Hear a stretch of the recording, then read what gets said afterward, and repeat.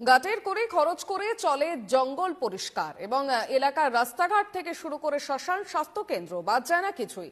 ঝাড়ু হাতে সাফাই অভিযানে নেমে পড়েন দাঁতনের মোগলমারির বাসিন্দা প্রশান্ত চন্দ্র। সারাদিন নিজের মুদিখানায় সময় কাটালেও সকালে নিয়ম করে হাতে ঝাঁটা তুলে নেন তিনি। লক্ষ্য জঞ্জাল পরিষ্কার। শ্মশান, এলাকার রাস্তাঘাট, মন্দির, স্বাস্থ্যকেন্দ্রের চত্বর পরিষ্কার করতে নিয়ম ভাঙেন না। পালা করে এলাকা পরিষ্কার করতে লেগে যান তিনি। এলাকা পরিষ্কার পরিচ্ছন্ন রাখার এই প্রচেষ্টায় প্রশান্তের প্রশংসায় পঞ্চমুখ স্থানীয়রা। হ্যাঁ, অনেকে অনেক কিছু বলেছে, কিন্তু তারপরে উনি কিন্তু পিছুপা হননি। প্রত্যেকটা বিষয়ে তিনি প্রত্যেকটা ক্ষেত্রে সমাজের কাছে সচেতনতামূলক বার্তা তিনি পৌঁছে দিয়েছেন। প্রত্যেকটি জায়গায় ফেস্টুন, কাটআউট যেটা বলি আমরা, ওটা লাগিয়ে মানুষকে যাতে সচেতন করা যায়, উনি তার প্রচেষ্টা।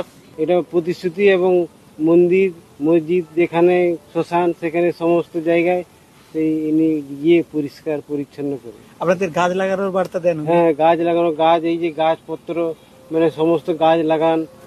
সাধারণ মানুষকে ভালো রাখার লক্ষ্যে প্রতিনিয়ত এই কাজ করে যান প্রশান্ত। ছড়া লিখে সচেতনতার বার্তা ছড়িয়ে দেন তিনি। আমি 2009-10 সাল থেকে বিভিন্ন জায়গায় ঝাড়ু দেই এবং মানুষ যাতে ভালো থাকেন আমার নিজের লেখা 2-4টা ছড়া লিখে গাছে, মন্দিরে, শ্মশানে বিভিন্ন জায়গায় দেই। যেমন গাছ কাটতে না, উদ্ভিদ নিধন হচ্ছে দিনভর, তাই বাড়ছে পৃথিবীর জ্বর। পরিবেশকে রাখলে ভালো, জীবনে আসবে ভালো। অলিগলি সাফাই চাই, সুস্থ সবল থাকবে সবাই।